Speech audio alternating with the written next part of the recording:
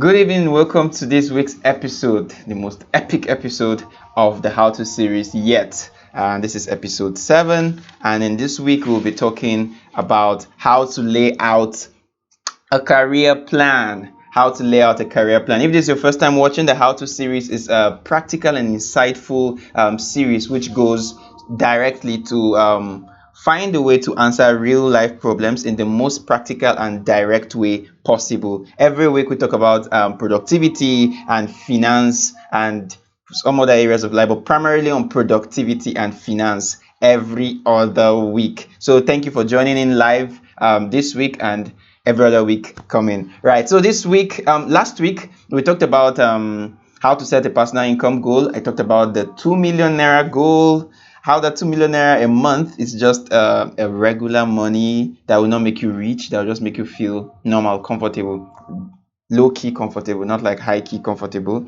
And then I talked about 12 to 15 aspects of our expenses that our income should be able to cover. You get from rent to savings, investment, insurance, quite a number. So if you didn't get to watch last week's episode, please jump back there and watch it. The link would be in the channel. Just go back to the channel. You see other videos for the week. So this week we'll be focusing on how to lay out a career plan for yourself. And basically would cover why you need a career plan as a person and steps to laying out a career plan. I'm not going to waste your time. This is a very how to straight to the point video, so no time wasting. So first and foremost, what's a career? Dictionary definition. Let me check my dictionary.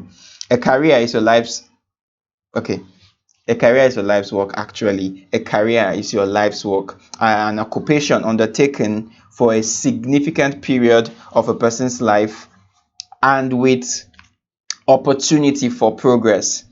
You get an occupation taken for a significant part of a person's life and with opportunity for progress. That's a career. That is a career. So if your career does not have any of these two parts, something that you're doing for the long run, for a significant part of your life, and with place for progress, then it's not really a career, so to say. Okay, so but I went further to give us very contextual definition of career. In my own opinion, a career is your primary channel for displaying your productivity, right, and making money. It's your primary channel for expressing your productivity as a person and making money. It's a primary channel for releasing who you are to your world. So it doesn't matter what work you're doing. It's that thing that will take life out of you. Creativity, God's gift, your deposit, your possibilities out of you to your world. How you serve your world, right? Is a part of your life where you are the president. Yeah. So in any other thing in your life, you may not be the president, you may not be fully in charge, but your career, how you impact your world, how you share yourself, how you give yourself to create things for the world, you are the president. You are the president. There's no Buhari there. It is you. Of course, there are other factors around, but in the end, you're the one calling the shot about your life's career. So your life is your business, and your business is your life, according to Mr. Elisha Maman. You should get that book, Your Business, Your Life, right? If I'm not mistaken. All right. So why have a career plan? Why have a career plan? Because without purpose, abuse of a thing is inevitable. So I have to take a few minutes to just tell you, why do we have a career plan? Number one, you need a career plan so that you don't get stuck. Most people get stuck in their work life because they do not have a plan. It was just about getting a job, and once they've gotten the job, that was it. They just sit back complaining and talking about how the money is small, how this is bad, how that is this, but they don't have a plan. What's your strategy to change that reality for yourself? That is what we're talking about. So why should you have a plan? So that you can not be stuck. You know what you are doing. You know that this is just a phase. If it's not yet your best life, then it's a phase. It's a part of the journey to a better point. But when there is nothing in front, no plan, no journey, every journey needs a map, right? If there's no map, then of course you have to feel stuck, and you truly are stuck, and you should just be complaining. But I don't want you to be that person. So you need a career plan to make sure that you are not stuck or undervalued. Very few companies provide career mentorship and help you move up the chain within the organization. You get making career advancement. Very few companies or organizations like that. Most others just let you be, and if you do not, especially if you're in Nigeria, if you do not have your own plan for yourself, you're going to be stuck, undervalued, and many other things can happen to you. Number two, why you need a plan. A plan helps you remain aware of the fact that you are president of your life, that your life is not happening by chance, that your life can happen by choice. Yes, we don't control 100% of the things that happen to us, but we have a significant power to make certain things happen or change in our life by the things that we do as persons, right? So, if without a career plan, you feel out of control, right? Number three, you need a career plan for growth's sake. Without a plan, you're not going to grow, you're not going to move anywhere. Yes, you can grow randomly, but you wouldn't be the most it might not be the most efficient way to grow. It might not be the most efficient way to grow. So you need a plan to grow, because growth is not default, right? There must be organized input to make growth happen. So a plan is like how you organize your input to make progress as a person in your career, right? Your plan helps you stay patient. That's number four. It helps you stay patient and content as you grow, because you know you are on a journey and you have a pathway and things that are milestones for you. Number five, it gives you confidence. There are many other reasons, but having a plan gives you confidence because you know your risk is less. All right, so having said that, having explained why you need a plan for yourself amongst many other reasons, I just listed some. You definitely know that there are many more reasons why you should have a plan for anything, not just your career, anything. A plan is very important. Everybody knows that. Australian. Okay, I'm an architect, so I think a plan is super important. All right, so now let's go to the real steps of laying out a career plan. A career plan, like, if you want to make the best of your career, what steps do you take? What is your career again? I have to really be clear about this. It's your life's work. It's what you're here to do. It's more or less like purpose. You get that kind of fulfilling purpose. Yes, with your career, it's with your career you fulfill purpose actually.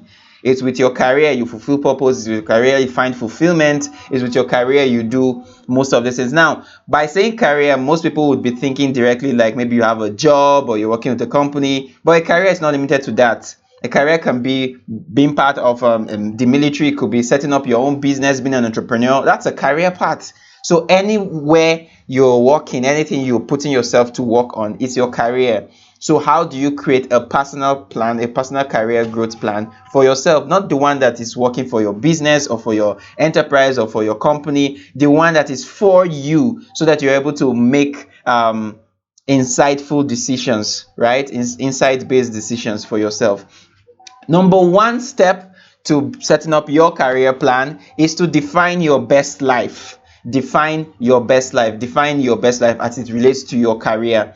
What is your best life? What really is the life you know that you would be living and you'll be extremely excited about living? Yeah, extremely excited about living. Life is for enjoyment. Life is for happiness. There are challenges, and the purpose of challenges so that when you overcome them you become happy, right? You become excited. They are not like, how do I put it, life wouldn't have been fun if there were no challenges, in my opinion. You get, every time we conquer a challenge, then we become excited that, yay, I did this, yay, I won, yay, I did. You get, so define your best life in terms of your career, in terms of your life work. What will you do with your life that would make you excited about life, feel fulfilled? And you know that purpose thing, right? That's what I'm talking about. What about your life? What work would you want to do with your life? For real. For me, let me use myself as an example. I'm quite clear on it. Yeah. I have super duper interest in finance and in productivity generally, by default, by personality, right? And I have interest in sharing, communicating. I have strength in sharing, in teaching, in communicating. I have strength in analytical processing of things. So I find that my life's work should revolve around business, finance, investing, and all of those kind of things. I really find them interesting, and I find that I might and will actually be able to bring out my best life through the areas of finance and productivity. Although I studied architecture as a person, and as my career in school, or should I say school-based kind of career, but it doesn't stop me from being me. It funds my life, it funds certain parts of my life, and I still find ways to make sure I'm living my best life and finding expression to all of these things anywhere and every opportunity I have. Do you get? As I continue to transition more and more into this area of finance and productivity over the years, because I know I'm going to do this in a big way. So what is yours? What's that area of life you really have interest in, that you really want to walk all through your life? Sometimes some people have interest in medical services, some people have interest in construction, some people have interest in faith and God and things of religion. Some people have interest across board. We all have different interests, different things we want our life work to be about. It is that one I'm talking about. It's not necessarily your job as it were today. It is part of it, because your job, of course, I have plans for my job career. I do things that help me get better, because it adds up to my income and other things that I need. So it is an important part of my life's work, you get. But then I have a broad picture of where I want to go to. So what is your broad picture? Number one, you have to define that. If you're young, the most probable pathway for you to take is to test a lot of things. When I say young, I mean probably between the ages of 18 and 24, 25, 26. You really want to test a lot of things. You want to put your hand into business, put your hand into agriculture, or anything that tickles your interest. Find a way to do it on the lowest scale or as a volunteer service. Do you get? Engage yourself, test many things to find out what area resonates for something you want to do in the long term. Yeah, yes, the world is evolving and all of that, but still you want to there are still areas that are going to be very interesting to you. Broad areas. The methods will change, but the industries won't change. The methods will change, the industries won't change. Medical service won't change. People will still need health. Whether there are new robots and what, people will still need health and caregivers. So that might be your interest. So there are many. Define what your best life work will look like. Start somewhere. You can always change, you can always improve on it, you can always redefine it, but have something at the back of your heart, right? That's number one thing. If you're in your midlife, you want to find the area you want to compound on. Young guys, you test. Midlife, you want to find areas you compound on. Older guys, this video is not for you. Next, you want to settle that thing. That's number two. Step number one is defining your best life. Number two step is settle that area of your best life with God and faith. Yes, if you're not sure that is what God wants you to do with your life, if you're a person of faith, then you're going to have a lot of war going forth and back and thinking you're not serving God. See, anywhere you believe God asks you to work, that work is your kingdom service already. Doing the best in that field is actually kingdom service, in my opinion, and I think that's a biblical opinion. Not think, actually know for myself that it's a biblical opinion. I don't know about other religions or people of faith, but I'm just saying that place where you are called to work is your kingdom service point, is where you're going to, it's your faith point, it's your God called point. So you do not have to engage other people's areas of calling simply because you want to look like you're doing it directly to or for God. But what I'm just saying, get clear and get it out of the way. Be sure this is, oh, okay, I want to play in the areas of finance, and I think God has made me, built me up to play in that space. Final, done, sealed, delivered. No more arguments, no more contemplating, no more finding out whether God wants me here or not. He actually does. Now, there are other areas I might not be actively a player, fair enough, but in this area I am. So it's settled. So settle that. Please do settle that. Very important. Next thing, big point: research. Now you've defined one area of life, or two or three, I don't know what they are. You have to research, and when I say research, you have to research the entire industry. And the purpose of researching in the long run is to find people who have done what you want to do, and people who are doing what you want to do, or similar things to it. Research. You have to find people. Okay, what do I mean by they've done it before? So if you're in finance, you want to find someone who has done finance. If it's investing in finance, let's say investing, Warren Buffett is a great guy who has done it and is doing it. Some other guys, his mentor Graham, if I can't remember, is it Benjamin Graham or Paul Graham? He is late now. He has done it, and there are other young guys in the investing space who are currently doing it. You have to find people in the space you want to work. Now, this is three things you need to know. Whatever your career is or your life work is, it should do you three things. Number one, it should give you access to kings and great people. It should give you access to kings and great people if you put in the work. Number two, it should give you an opportunity for impact and influence on the earth. An opportunity for impact and influence within your field. Impact, add something to the earth. Influence, make change people's mind or thinking about something, right? Make them take particular kinds of action. Number three, it should give you the financial reward enough to live your best life, enough to live your dream or ideal life. Those three things: access to great guys, impact and influence in your world, within your field, and financial reward. These three things your best or your ideal career should do for you effortlessly and easily. For you. Right. So when you find these people, you have to find people who have done these three things, not just one of it. People who have done it. When I say they've done it, or what they are doing right now, is that number one, they are getting access to kings and great people, and they are in your field. So let's say you're in construction. You want to find the construction engineer, for instance, that has access to governors and presidents. Number one. Number two, he has created impact. He has great buildings or some other form of impact within his society. Number three, he's financially stable and well rewarded for doing what he does. If the person meets all three criteria, then they've done it. You get? If they are on this path to meeting these three things, then they are doing it. I don't know if you get the point. I believe you get the point. So you have to find people who have these three things and are doing it or have done it. Access to great people, I have to repeat it again. Impact and influence in their field, and financial reward enough to live their best lives, so that if you replicate what they do or even improve on what they do or create something similar to what they do, or do you get, in the principles context of it, you will have those kinds of results also. So now you break down their lives. These guys have done it. What are their relationships? One. What are their qualifications and certifications and affiliations?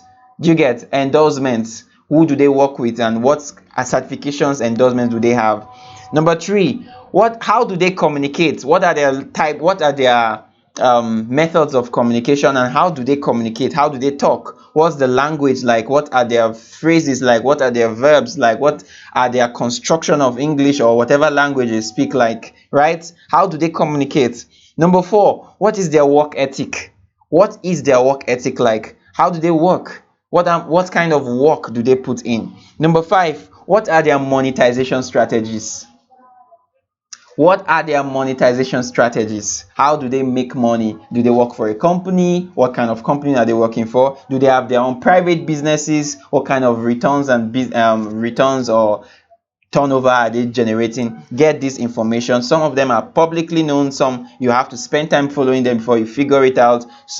And thank God for social media. Social media has made it easy to follow a lot of great guys. You most likely find somebody who is willing to share a lot of information about themselves on the internet. So it has helped the world in a great way. Researching people has become super easy compared to years before, right? So that's the third move, your research. In your research, you find people. When you find people, you take them through these three criteria: access to great people, impact and influence, financial rewards enough to live their best lives. Then you break down their lives to their relationships, their qualifications, their communication patterns, their work ethic, and their monetization strategy. The next step you take is to define your next moves. Right? As you're laying out your plan, you have to define your next moves. How do you do this? Your next move should help you close the gap between your current state and these guys that you are looking at who have done these stuff or are doing it. What I mean now is, if they have relationships with great guys, then you too, you want to start opening, creating similar kinds of relationships. So that your next move would be in the area of relationship, probably networking, social media, following up, messaging great guys, trying to attend their conferences, trying to bond with some great guys in the industry. That's a move. Your next great move could be your next move in the area of their qualifications could be getting your own certification, getting your own registering for programs, going for scholarships, going for further education in line with what those guys are doing it or have done it did.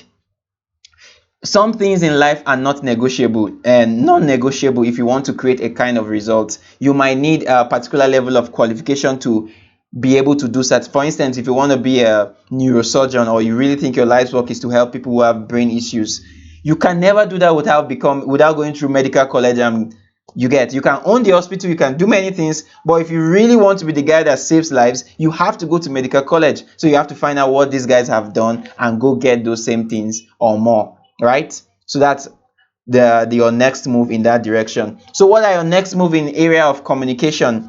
What are you going to share more, talk more, write more, publish more? I don't know what it is, but there must be a way to improve your communication. You have to find a strategy or your next move to help you improve your communication.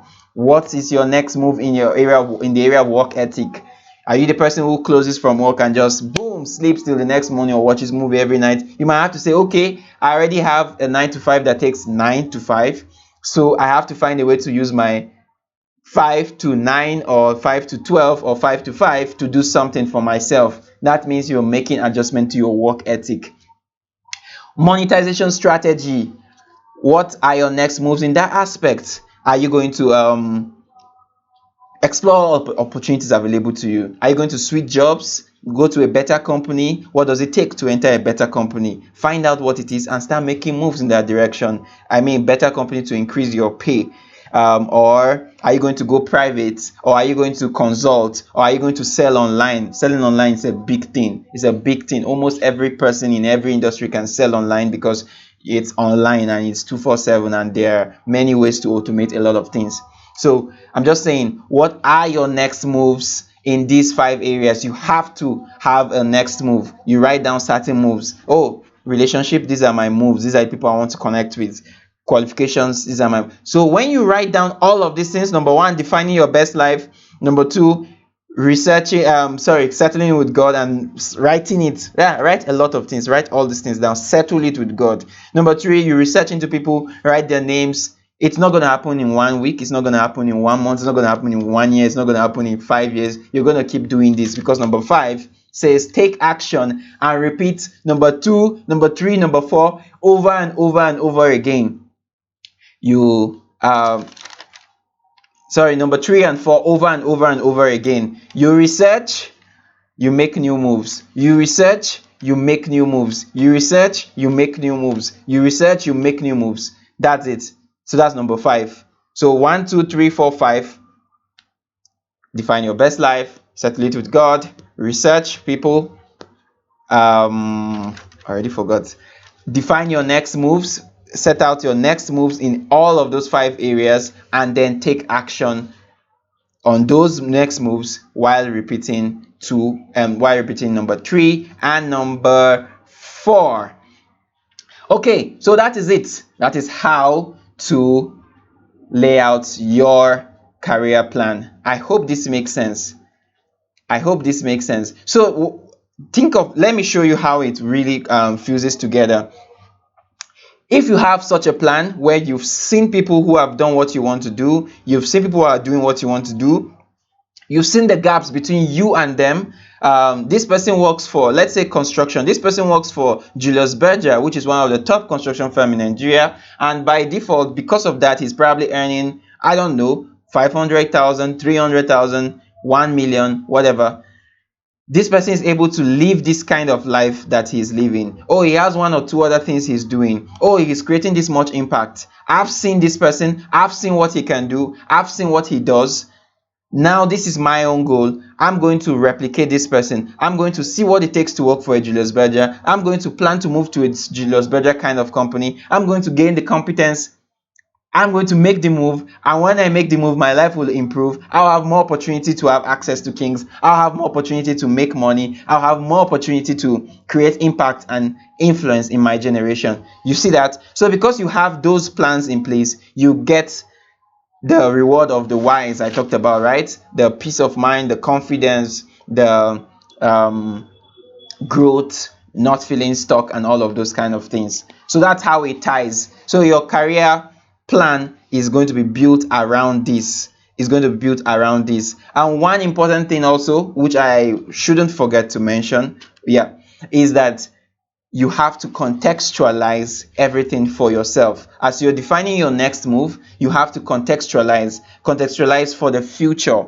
You have to context. Of course, as you research, all of these great guys are going to also be predicting. They'll be talking, they'll be sharing content, they'll be telling you about the future. So you have to make plans for the future, not to replicate their past, but to replicate a future for yourself. I don't want you to miss that. You're making plans to replicate a future for yourself, not the past, not what they did. You shouldn't be thinking of replicating Warren Buffett of 1960.